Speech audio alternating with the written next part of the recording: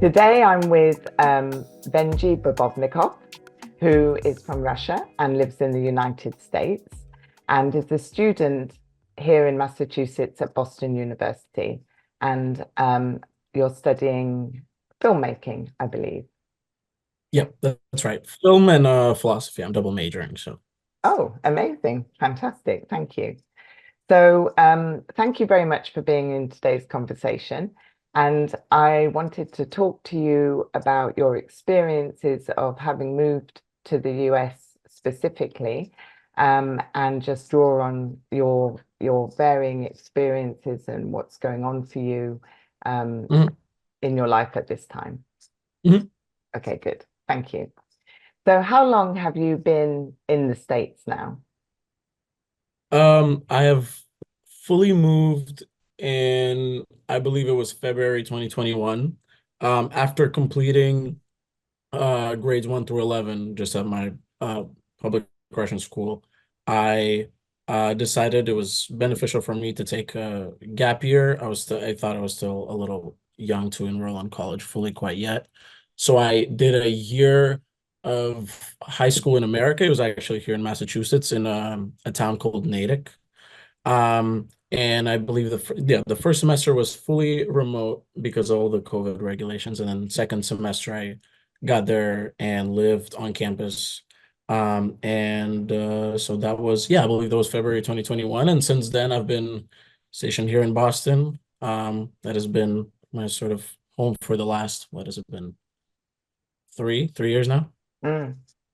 And after that year in high school, did you get to go home or as in to live? Or from a living perspective, you've been in the US since that high school year? I've lived in the US since then, and I'll tell you even more. I haven't gotten to visit since having moved here. I couldn't have foreseen that, but that's kind of how things turn out. So I've been mostly in Boston since moving here. Right. And have you had the opportunity to see your family in those 3 years? Have they perhaps come to you or you've gone to them somewhere else, Uh, if not back into Russia? mhm. So yeah, I've gotten during holidays, during Christmas holidays, during summer holidays, I would visit and still do visit my family in Europe. And my mother has visited me a couple of times here during my time at BU. So yeah. Mm. And so where do your family live?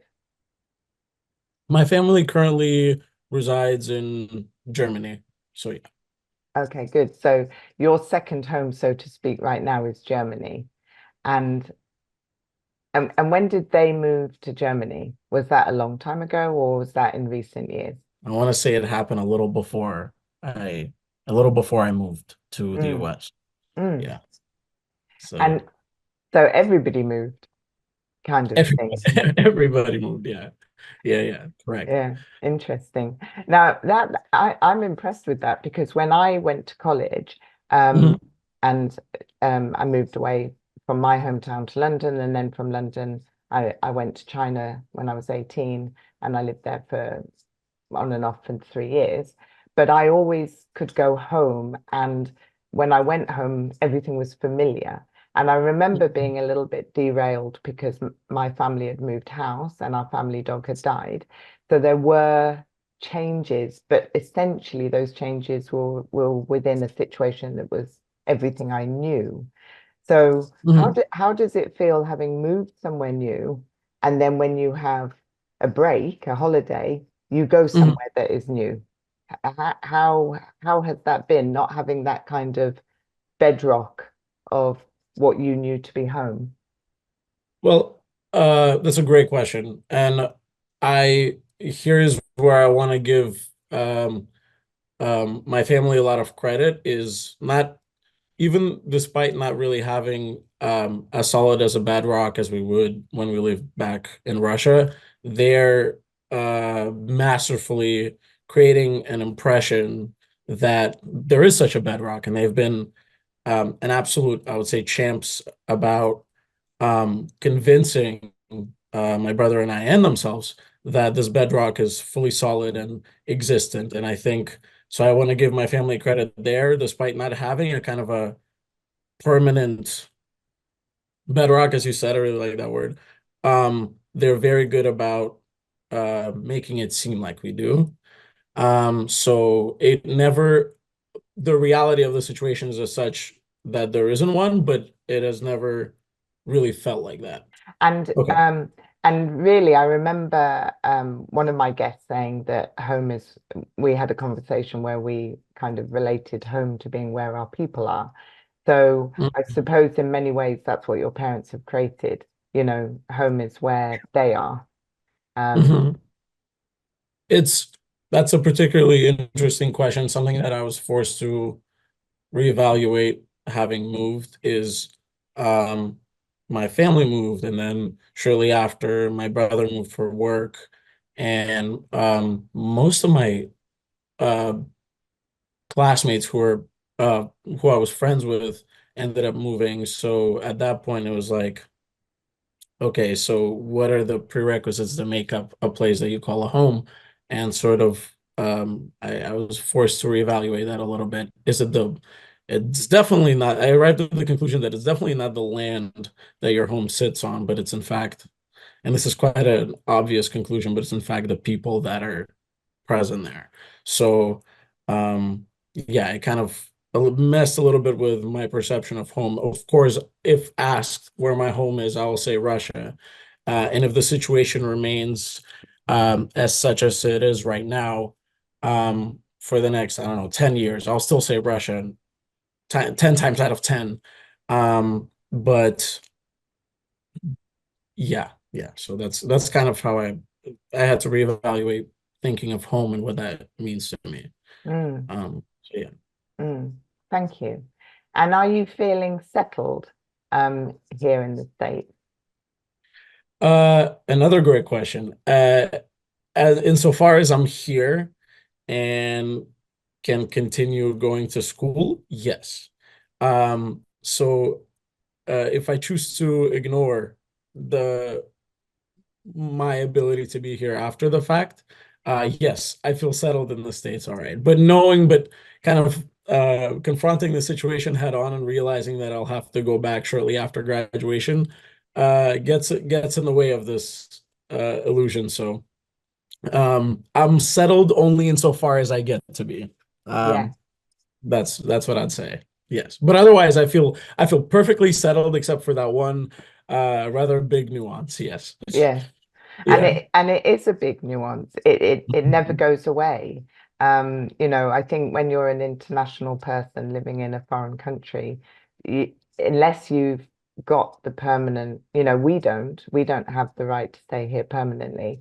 And when you don't have that, then there's always a niggle. There's always a something, um, you know, that you're contending with in Mhm. in the fact of where you stay in the country. So how are you Mhm. facing that future? Because it is a big nuance. It is a big thing. So do you worry about it, or how do you relate to that coming up? Uh, I think the worry is ever so present, but it's natural. I think it's just um and I'll get to that point later on. I think ultimately I'll be fine. But right now, realizing that having made all the connections here and having made great friends and professional connections and so on and so forth, this is such a stable major part of my current day-to-day reality that it feels really surreal to have to give that up in essentially a day Mm, that I have to move. So insofar as that's something that I'll have to give up, something that I've grown very comfortable with, that definitely feels like hardship. But at the end of the day, um, I know that wherever I end up, I'll do my best to make the most of it, and then I just kind of go with the flow. Yes, I do worry about it, and I seek out opportunities to get work and build professional connections here, despite not knowing for sure if they will or can last. But it's very pragmatic worry in the sense of, okay, I might have to go back. What will that look like? I'm trying to be as level-headed as possible here and just kind of see what the opportunities overseas are and so on and so forth. But yeah. Mm, thank you. And what are the options for staying? Is there further education you're considering, or are you heading into the professional side of things now? So, and you are definitely familiar with this, and this is something that is a huge part of your staying an international student staying in the US after graduation is you're granted an OPT period, which basically, or CPT, which basically means like it stands for curriculum practice training. And the government kind of grants you sort of I don't know if it's a grace period, but a period of time where you're allowed to uh, engage in professional experience that is related directly to your field of study. So whatever you graduated in, whatever your major was, you get to do the professional experience that is tied with that qualification. And then I think you can stay for another 9 months after graduation doing um, work related to your major, basically. But it has to necessarily be connected to the thing that you studied in college, otherwise it's nullified. So the immediate kind of idea is that based on this very pipeline is college OPT. That one's fairly intuitive because it's literally posited by the US government. So that's something that, all of my fellow international students are doing. Just kind of by virtue of necessity. And that's what I'll be doing as well. And that will be my immediate plan. That's something that I know ahead of time is that after graduation, I'll try to take advantage of the OPT period that is granted to me, and I'll try to make the most of it. So that's my immediate plan after graduation is seeking out opportunities, filmmaking opportunities, professional filmmaking opportunities after graduation on my OPT, Mm, basically. good. And when it comes to, you mentioned the fact that everything has to marry up together. Your your pathway has to be connected to what you're Mhm. studying. So, and given you've moved countries, you bring something different to filmmaking creatively and storytelling wise, because you're not from America, so you're different to a homegrown student, so to speak. So do you see that as a plus? Do you see that coming from your Russian background and into America and studying philosophy and kind of harnessing different things could be a good thing, could be an asset to you?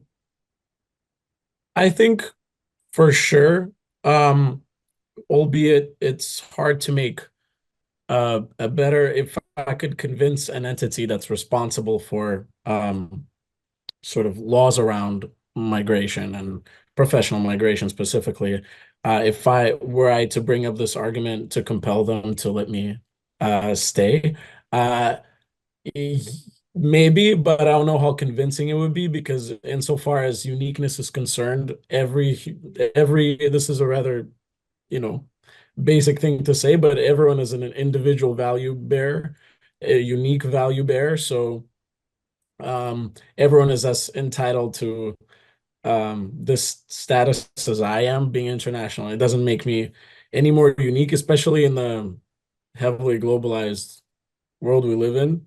So I think, yes, I think to a degree that's true, but is it a convincing enough argument in kind of today's world? I think I'm afraid not. It's not Mm, convincing probably enough. not.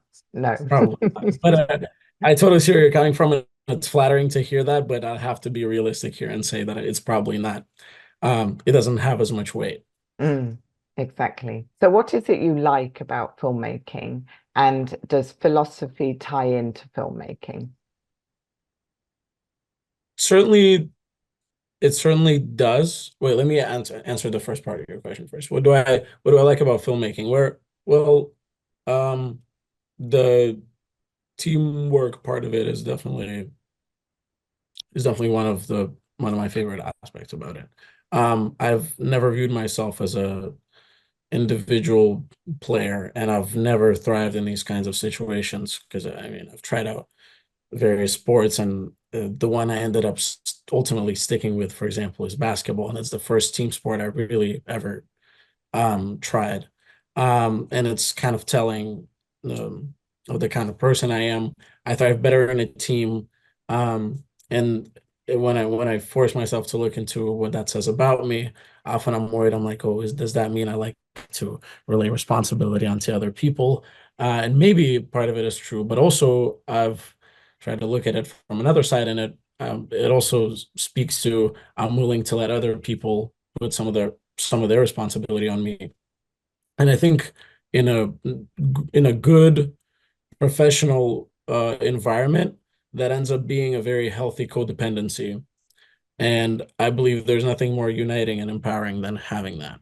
Just to be able to blindly say trust without having enough prerequisites or knowledge of the other person to say that, but just kind of entering a professional relationship where you can say without doubt, yes, this person has my back. There's Mm, something very, very great about that. And that's something whatever professional career I end up working in, that's something that I want to have. And I think filmmaking is the best at really bringing that kind of professional environment out because of the virtue of the work.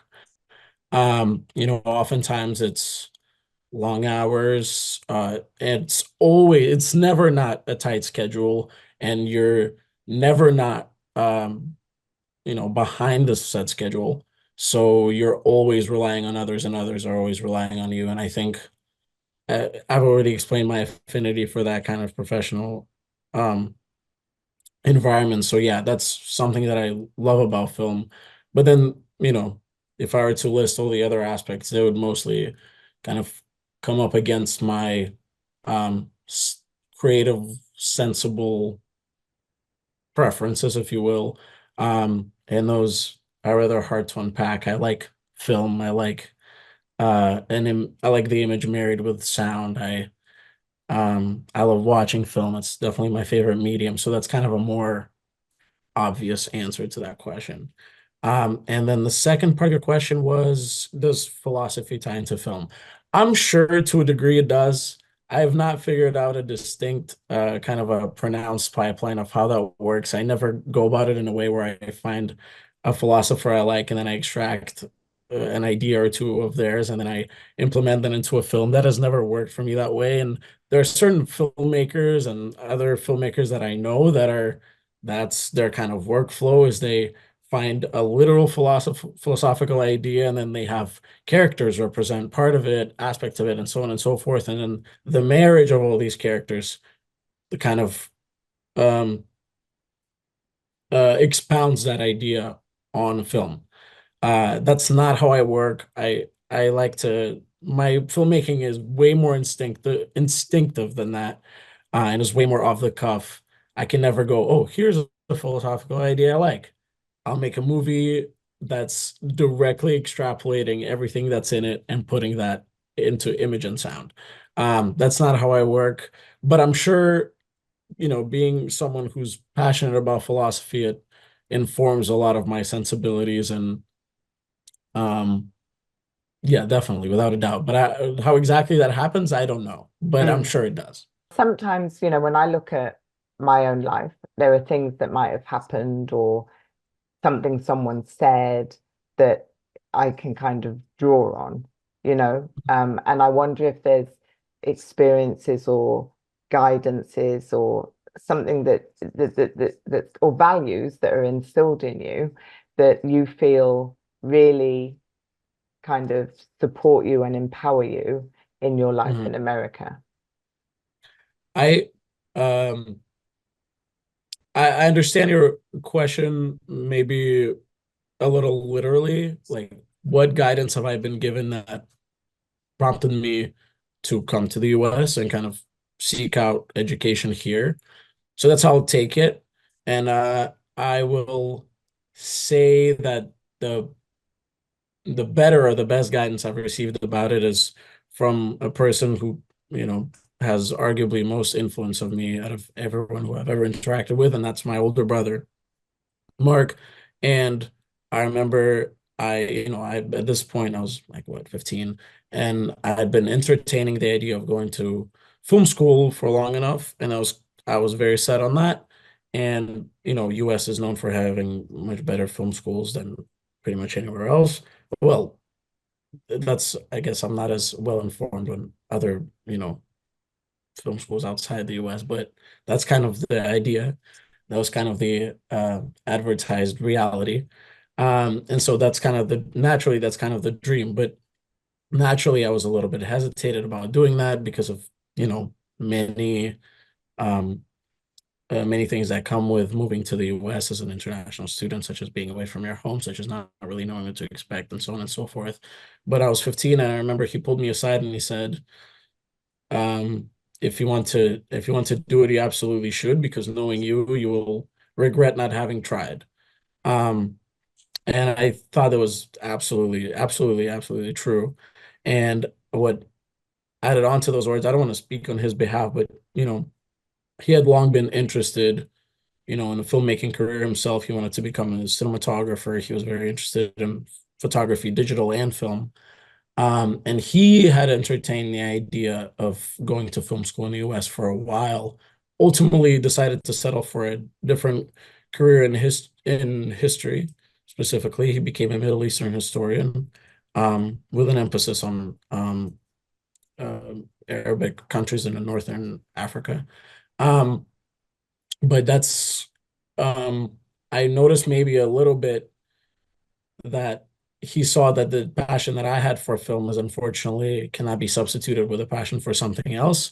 And he knew that had he not had history to supplement for his filmmaking interests, he would have regretted not giving it a shot himself.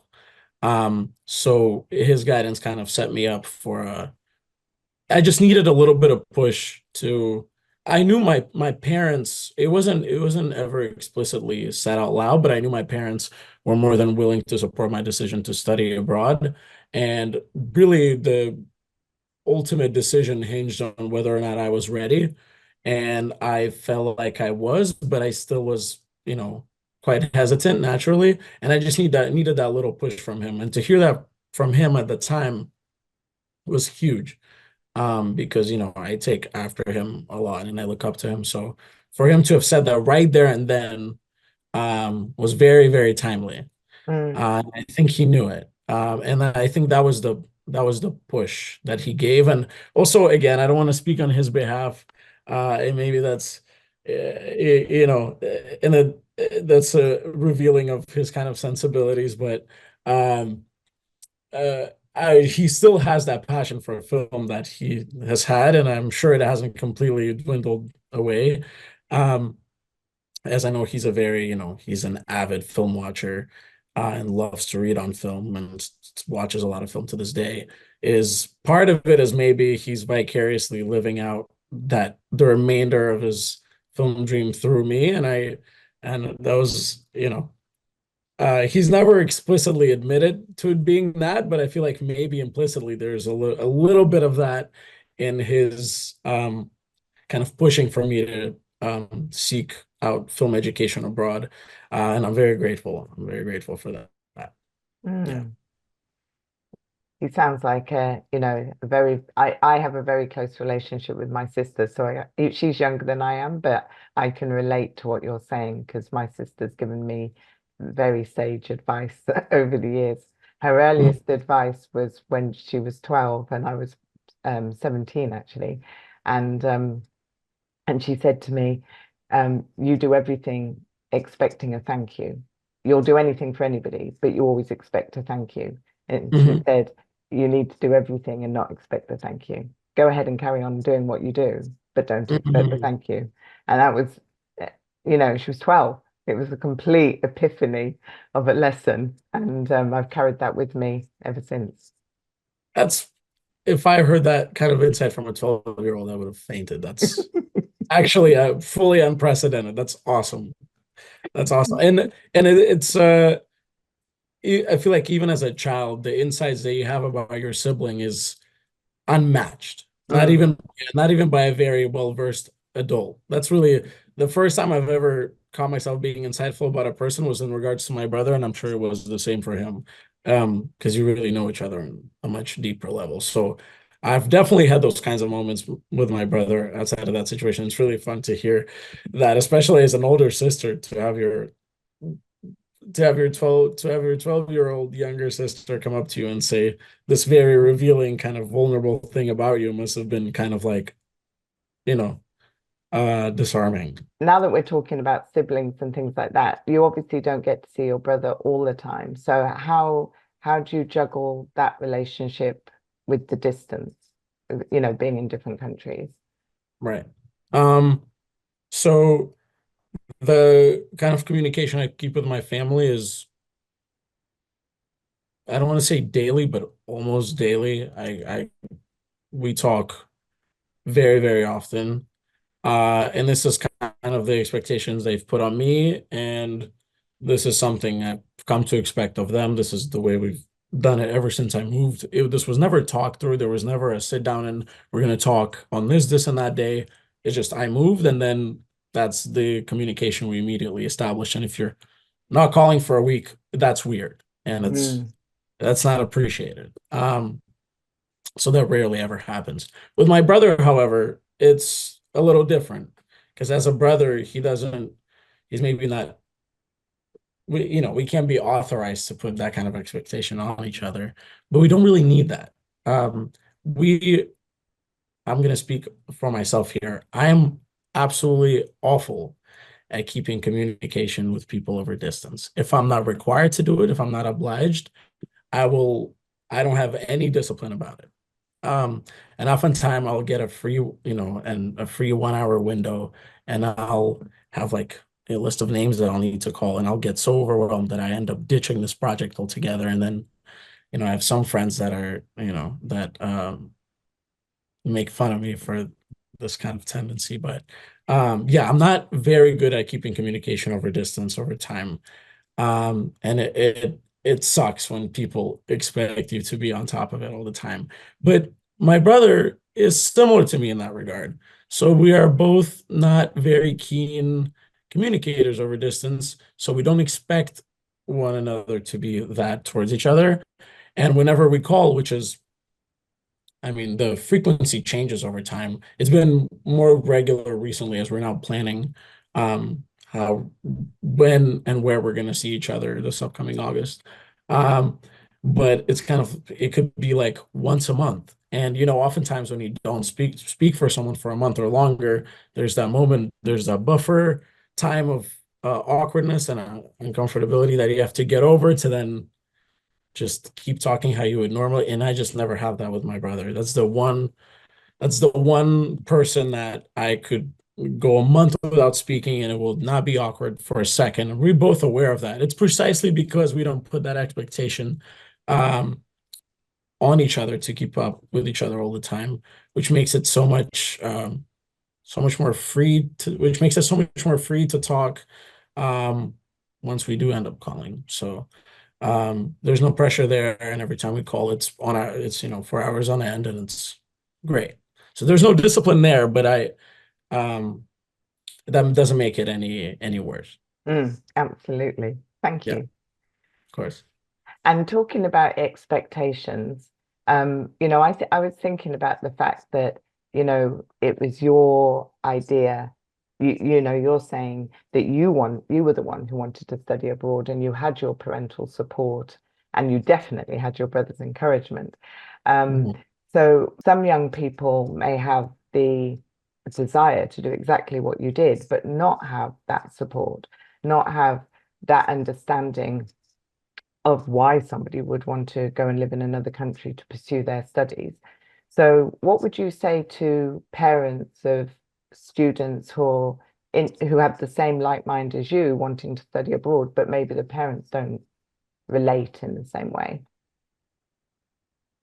I uh I don't know if I were to take upon myself the responsibility of telling these, working adults what to do with their children's future education because it can be like burdensome and it can be expensive to send your kids to school here. And So I would never tell them to just blindly do it or blindly trust their kid. I don't really get to. I was extremely lucky to have had the opportunity to come here and to have had full support from my family. But I don't really know what to say to parents of, to less willing parents in that regard. I don't really know. I don't really know Mm, what I listen to your kid and be mindful, but that's really about the extent of the kind of advice I can give because everybody's in a different situation. Everybody's, mm. so that's really all I could say. Yeah, that's very true.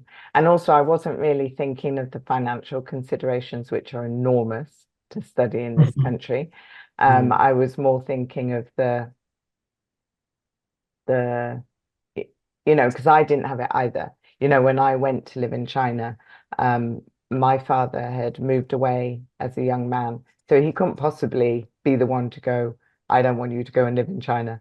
You know what I mean? It would have been really hypocritical. But parents Right. were, I was more thinking from the worry aspect because parents worry and Mhm. and actually, you know, you know, most young people were pretty resourceful and will find ways of managing sensibly and things like that. So, when I lived in China at 18, there was a lot of structure and systems that were there that kept me safe anyway. Um, Mhm. and at that time, I didn't have the communication as easily as we have it now. But I still had the complete support of my parents. And my mum's ethos Mhm. was, well, no news is good news. That's how she operated.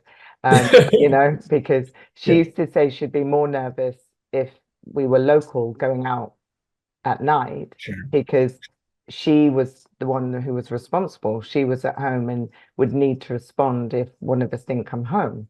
Whereas if I'm in China, she doesn't know where I am, what I'm doing, whether I'm asleep or whether I'm out and about. There's a time Mhm. difference, things like that. So she decided to operate on no news is good news and just always assume all is well, and unless she was told otherwise. So I was more meaning, I think, from that perspective, where parents worry about their their child. I would kind of, in that event, I would kind of throw a question back at them and I'll say, would you be any less worried? Would you feasibly be any less worried if they were to stay? And I think, I'm not a parent, I don't know, but I feel like if you genuinely look inside yourself and ask that question, be like, oh, definitely not. They're still away in school and they will only share with you as much as a young adult would with their parent, in any case. So I feel like the worry is roughly the same. And if anything, being away from your parents makes it easier because you don't receive news as often. And most people are of the mind that, well, is exactly of that mindset of like, well, less news, the better, because then I can self-insert and assume better things. Um, but yeah, I think just I would compel them to think exactly that. And I mean, you'd be just as worried as you are for your kid, I assume, if they're in the same country as you, but are living separately. Um, so it's like the worry stays the same, but am I really sacrificing an opportunity for my kid? Because I am afraid of it being more worrisome. I guess that's what I would compel them to think that way. Mm.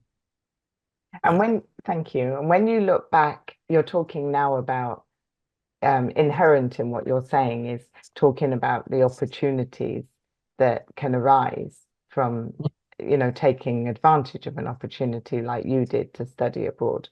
And what have you seen about the opportunities you've experienced? Not just in terms of the study side of things, but maybe in terms of the life of living in a different country. What have you discovered there? It's hard to gauge how different the professional experiences that I've had here are different from the ones back home because I was never in a when I still lived in Russia, I was never in a mode of actively seeking out those professional opportunities. So I don't really have the side of the story from that end. But I know that here, every time I did, something would come up.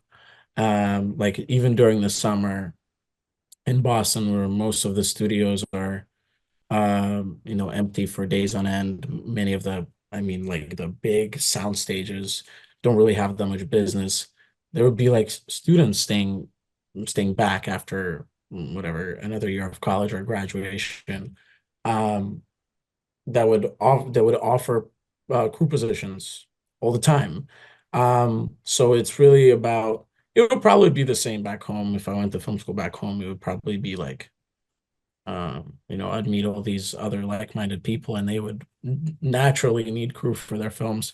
And so they would invite me on. But here, I have definitely found that to be the case here. Again, I'm having a hard time comparing professional opportunities that arise here as compared to back home. But yeah, there's just been a lot of great things here. And I think this has even because really the opportunities that you get as a student are often that which the college provides you. So it has less to do with the country and how willing your college is to, or your school or your professorship to kind of expose you to the kind of things that are happening outside of class and so on and so forth. But I've noticed that here, the friends and the people that I've met are very, very active. So I always end up having, sets to be on and projects to work on, and that's kind of never ending. It really is just it's all in whether or not to be doing them is all that all falls on you because there's always things happening. So that's how I'd answer that. Back home, I'm not sure because I was Mm, never in that mindset of actively looking for projects to work on. So it's a little bit hard to compare. But here it's been live. It's mm. been yeah, yeah. And what about from the life perspective? What have you just noticed from moving countries, in terms of your own personal growth or, the opportunities, not necessarily from a comparative point of view, but what have you appreciated, shall we say, from the last 3 years or so that you've been in America that you wouldn't necessarily have been denied in Russia, but more so that you've just taken advantage of here?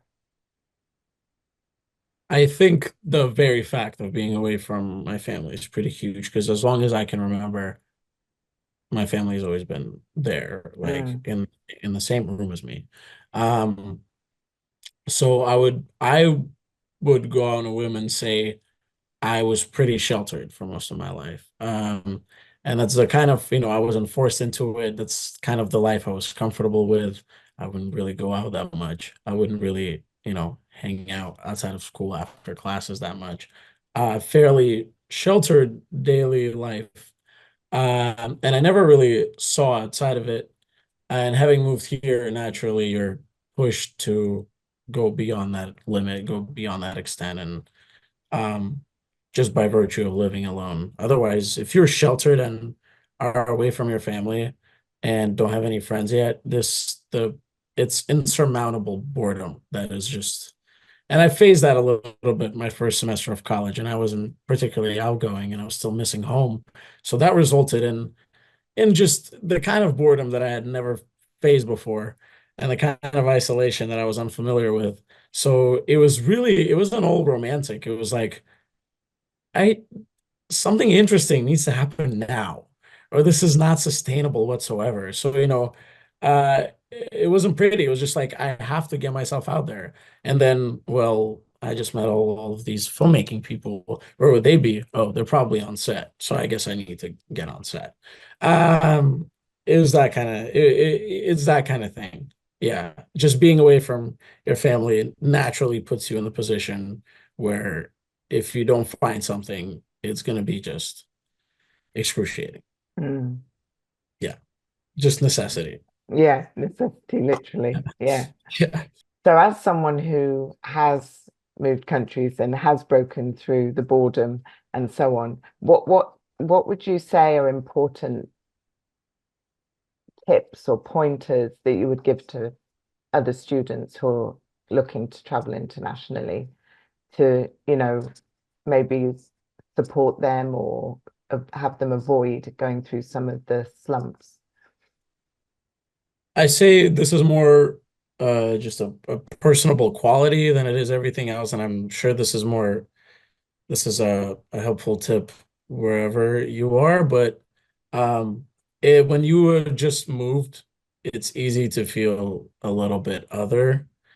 And naturally, when you put yourself as me versus them, anything that happens to you that isn't particularly an agreeable thing can feel a little bit antagonizing. So a necessary thing to keep in mind is to try and try and give benefit of the doubt where you feasibly can. You know, one of my friends used to say, you got to trust until you can. And I kind of took that and rolled with that. I think that's true. Um, of course, there's a threshold where you are like, okay, this is definitely a wrongdoing and this is aimed at me. But before you can completely definitively say that, just try to um, read of people as better than they might come across. And, you know, because sometimes, you know, I would, for example, bringing that all the way back to sets, you'll end up on set as a DIT. And I didn't even know what that is. That turned out to be a very great role to have and a very important one. But I was like, as a DIT, why am I not a cinematographer, the director? What did they not trust in me? Did they not did they not have that kind of belief in me? No, like that has nothing to do with that. You just entered school. You probably don't, they're probably better than you. It's just kind of these kinds of things. It's easy to feel antagonized when, you know, and I think that goes for anyone, not even international students, obviously more so for them. But it's just like everybody feels other and you feel as a separate other from them. That kind of polar mindset is just it doesn't work. So give benefit of the doubt where you can. And I feel like that's made me that kind of outlook made lasting friendships that I still enjoy to this day. Mm. Because at first it was easy to be, I was just naturally resentful. And I hate to look back on that and think, oh yeah, I was definitely that way. But it's at a certain point I had to, you know, face that and confront that. So that would be my advice. That is, again, I don't know how much that has to do with moving countries in particular, but I found that's where I found that kind of outlook most useful. That's where I needed it most. So yeah. You haven't told your story yet, have you? Oh, so it's not so much a story, but kind of just an interesting thing that I've observed about me when we did our pre-interview call. You talked, or we talked a lot about sort of being perceived or being a known international student. And oftentimes it's easy to tell when someone's an international student because of their accent, more often than not. You know, that leads to some people being insecure about their accent. I think accents are the best. Uh, but people get insecure about their accents precisely because they feel like very, very exposed. Someone hears them talking, they're like, oh, you're from a different country. And it sucks a little bit at first when you try to fit in more than you're trying to pronounce your own unique voice. That comes later. People get over that after the first year. They're like, I have an accent, whatever. I already made my friends. I don't have to try to fit in. So now I want to be me. But um, the thing about me, and with my also with my brother as well, we don't have as strong of a Russian accent or as much of an accent as other people whose first language is in English have. So I'm oftentimes I'm perceived as American until I literally go, I'm from Russia. So and I, you know, obviously, again, I have nothing to compare to, but I'm sure naturally I'm treated a little bit differently. So that's kind of an interesting thing that I think sets me apart from other people who go to, after once I've met someone and I said that I'm Russian, they're like, oh, I could totally hear the accent. But let's be frank, you didn't hear that much when we first met. It's just not, it doesn't jump out that much at first. There are certain words that I actually cannot say without an accent, and a lot of those have to do with like on-set terminology. So whenever I'm on set, everybody goes, "Where's this kid from?" Um, uh, but but yeah, I think I don't.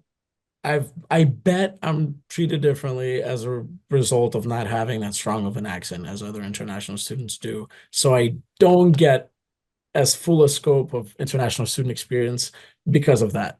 And I don't know if that is to my advantage or not, but that's just kind of an interesting thing that I've noticed about interacting with other people, having first just met them. Oftentimes, the fact that I'm an international student comes up in the conversation and is not immediately assumed because I don't have that strong of an accent. Um, so that's kind of an interesting quality of mine as an international kid here in the Mm. US. So, Yeah, that's really interesting because, one of the things people find fascinating about me is the fact that I've got a British accent, so everybody's fascinated by the British accent for whatever reason. And we have many British accents, and they seem to think there's only one. But hey, but so sometimes I think if I had a really strong Northern accent, would you still like the accent? Would you actually be able to understand me? So it's curious, but um, but anyway, so that makes the accent a talking point. But I think you've raised something very interesting because it makes me stand out in situations where I don't wish to stand out. And when mhm, I first arrived, I didn't even enjoy talking to my husband on the train or anything, because as mhm, soon as we would talk, we would therefore reveal that we had British accents and everybody would be intrigued. Now I'm mhm, not bothered and I've settled in enough that I don't think about that anymore. But it mhm, certainly was something I would notice when I was first here. Um, mhm, and I knew you were Russian before I heard you speak. So, but one of the first things I thought was, I didn't think you didn't sound Russian because I'm not sufficiently familiar to mhm. to make that assertion. Although I've met many Russians and I've been to Moscow, but I more came from, wow, I wouldn't I wouldn't know if he hadn't told me that. I would just think he's from here. So it is interesting that you have that as an experience. And what happens when you reveal you're Russian? Do you meet any kind of inherent prejudice, or and does anything alter in the interaction that, what I'm trying to say is when people hear my accent, I'm suddenly flavor of the month. I could be a horrible person, but I'm flavor of the month, and Right. people jump to conclusions one way or the other. Are you Mhm. finding people jump to conclusions when you say you're Russian and there's a vibe that alters, or not necessarily? It's and maybe this kind of blows up my entire thesis of, being getting a different experience as a non-accent as or obviously an accent haver, but not as much of an accent haver. But usually um the kind of reaction that I get or the kind of prejudice that is involved with me revealing where I'm from is never serious and more so playful than it is anything else. It's never harmful. And if it's like oh, you're Russian, then you must do this. I never take that with a grain of salt. If you haven't met many Russians and that's your immediate reaction, of course it is. Like I never, it's it's more playful than it is anything else, and I never find it immediately harmful. Um, it can, but it kind of never does. Mm, So I never find that the immediate reaction is, oh, that's interesting. People are a little bit taken aback because it's not what they expect. But then after that reaction, we just go on talking how we would before I revealed that about myself. So now that I'm thinking about it, maybe my not having that strong of an accent has not altered my experience being here as an international student as much as I used to think it does. Um, I don't really know. I don't really mm, know. mm. Has that immediate reaction of, oh, you are? I can tell. It doesn't really affect much else. So, That's good. And you raised an interesting point when you talked about people feeling other. So all of us feel other at some point in our mhm, lives, or numerous times in our lives. So we don't need it reinforced. that's Um, right. you know, Exactly. yeah. Exactly. It's true. And you know what? I'm ready to bet that the people that I meet harbor probably similar, I mean, stereotypes are, you can do your best to battle them, and it's kind of a lifelong project, but they're there. And I bet they have a kind of uninformed political assumptions about me when they first meet me.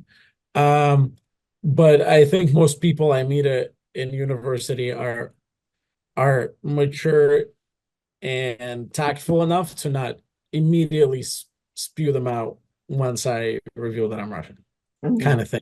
Yes. I'm sure when I say, oh, the quick thing of you know, let's remember everything I know about Russian history right now, but then you have them being mature enough, they have the mental block of that will probably be weird if I say that to a person I just met. So I'm sure people, still harbor stereotypes, and that's unnatural, but they're just tactful enough to not Mm. say that immediately about me. Yes. So Yes. yeah, Exactly. yeah. Um, and I realized I haven't asked you what city you're from. So, Oh, Moscow, oh, you Moscow. are from Born Moscow. and raised Okay. there. Okay. Um, and is there, this is a hugely generalized question, but is Uh, there um, a trait that you feel you've kind of taken from Moscow that you find useful in your life, in everyday life? from Moscow specifically, Yeah, yes, from Moscow specifically. that's a great question. Moscow is known for its hustle and bustle, but not, I haven't, while living there, I was never really part of said hustle and bustle. But I've come to adopt it as natural and kind of a natural way of being, having observed other people partake in it. And I think that very much contributes to uh, a more opportunistic side of me that I hadn't been aware of. Like I seek things out, and I feel like I always have this underlying anxiety about not having enough things that I'm doing professionally. And I think that very much is a Moscowite kind of grind mindset. I think and as anxious as that sensibility often makes me, I think it has pushed me to do way more. And I think that's a direct result of having lived in Moscow. Like, um, I'm sure that has informed me to a degree. For sure. Yes. Mm, So having lived there, and kind of set me up a little better for coming to America because Moscow's a very European city that is very well adjusted to, kind of a Western value and Western product and so on and so forth. So I've always been a part of that um, globalization, so to say, which had me set up for coming to the US, um, even though I might not have been aware of it. So definitely, having been specifically from Moscow. I'm the only Muscovite in my family, by the way. I mean, my mom was born in St. Petersburg. My dad was born and lived in St. Petersburg. My brother was born in St. Petersburg. But when he was 3, my family moved and had me there. So I'm really the first Muscovite in my family. So, um, yeah, it's hard to come up with anything quite yet because what I liked about the conversation you and I just had is particularly how well-rounded it was. We talked a lot about uh personality, we talked a lot about profession, we talked a lot about stereotypes, all the things that you would expect to come up in a conversation about moving countries. It was very full, and I think we touched upon everything there was to touch on. I can't think of anything, but yeah, I feel like this was a very well-rounded conversation that I've thoroughly, thoroughly enjoyed, and I think you enabled me to speak to many various parts of my being here, which I appreciate. I've briefly been in Moscow. I had a job when I worked in television, and I went to the main TV channels in Moscow.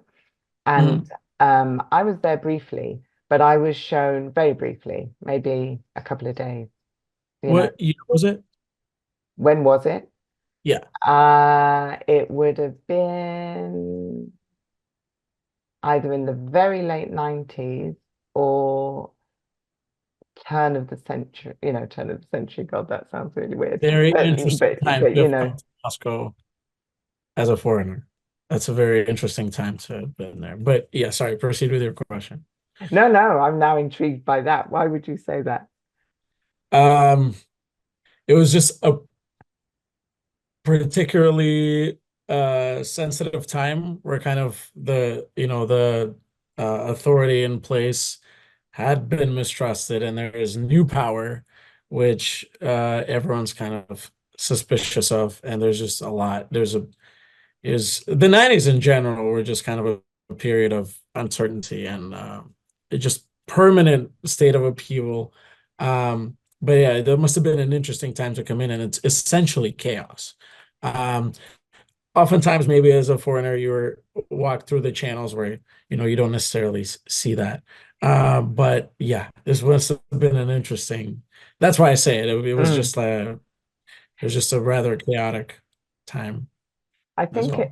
I think it must have been in the 2000s, thinking about Hmm. it, because I changed career towards the can't even place exactly which company I was in. That I just remember 100% it was TV, because I remember going up to the TV station, and I don't remember which one. And but the thing that strikes me about my visit to Moscow was, um, given how brief it was, how much exposure I had to seeing Moscow. I remember a taxi driver, I think he like took me on a scenic route to get to maybe a meeting. And so he drove me through some, really important, prestigious parts of Moscow so that I could see it through the window. Um, Hmm. and I also was shown immense hospitality. Um, some of the counterparts I had, they took me out. They took me to local places so that I could eat local food. And I, It's awesome. I, I just remember it being really special because it was brief, but intense in the sense of the exposure. You know, I've been traveling for a long time. You can sit in a hotel and a lot of it can be led by me. The experience is led by me, but the experience was led by the local people who made me feel at home and made me feel special, and made me see something, even though Hmm. technically I was there for work and I was there on a very short um, window. So Hmm. it was amazing. It was only Well, that one time, but it was brilliant.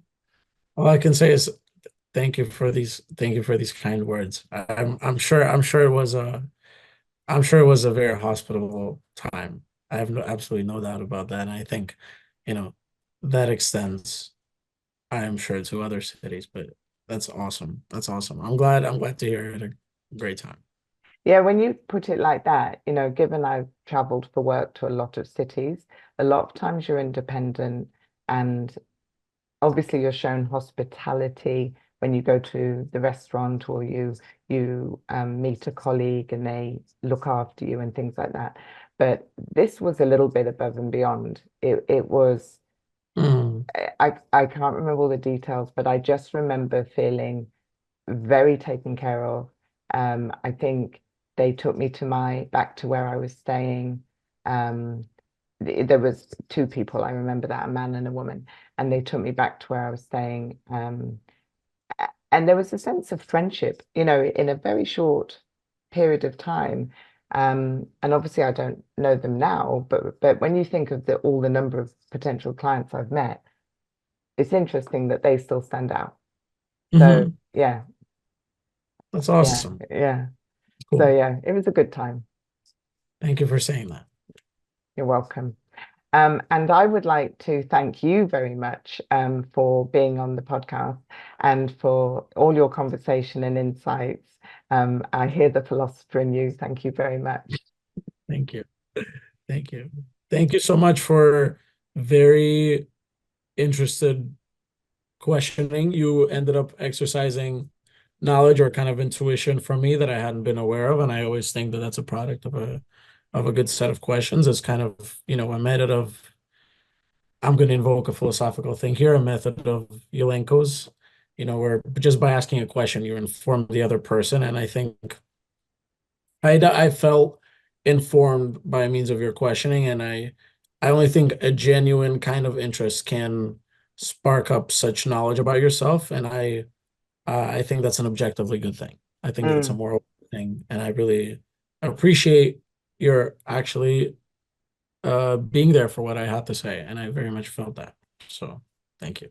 you're very welcome. Thank you. I really want to wish you well with your studies and your pursuit. Thank you so much. And I hope that you find some miraculous venture that has you either go somewhere else where you want to go or be here, or but that it just really works out for you. Awesome. And I wish you all the best with your podcast. I have not only do I have direct stake in it insofar as I'm now a guest, but I've also appreciate your method of conducting it that kind of just objectively involves me or necessitates my further involvement. There Mm, you go. excellent. Thank you.